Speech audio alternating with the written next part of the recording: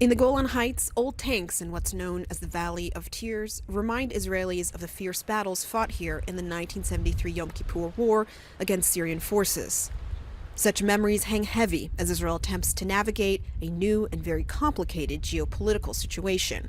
Israel's frontier with Syria is just through this valley. We can even see Syrian towns from where we're standing.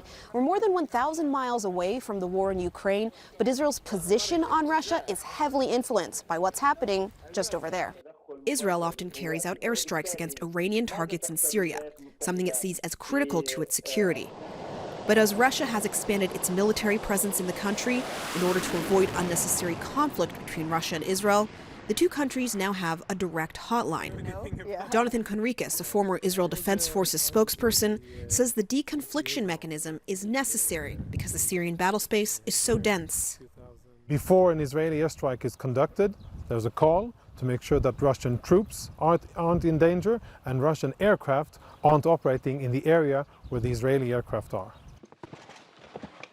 But when Russia invaded Ukraine, Israel found itself in a tight diplomatic spot. It initially took a more cautious stance to act as mediator, worried about the hundreds of thousands of Jews in Russia and Ukraine and its freedom of action in Syria.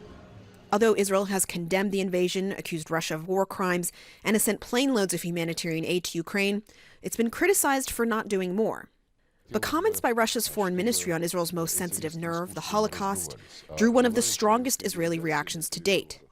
And as Russia has amped up even more absurd claims about Hitler having Jewish ancestry and Israel supporting neo-Nazis in Kyiv, the rhetorical war of words could mean real on-the-ground consequences on Israeli strikes in Syria and any possible future operations against an even bigger enemy, Iran.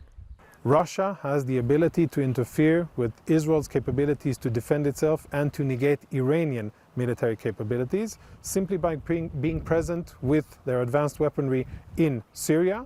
But the pressure is growing, as many believe Israel can afford those risks in order to be on the right side of history. Security is one thing, it's very important, but we need to make sure that we're on the right side of our moral values, of our commitments to ourselves, to freedom, and to other democratic countries.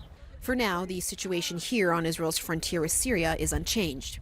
But as the diplomatic tangles continue, it's not clear how much longer that will last. Hadass Gold, CNN, the Golan Heights.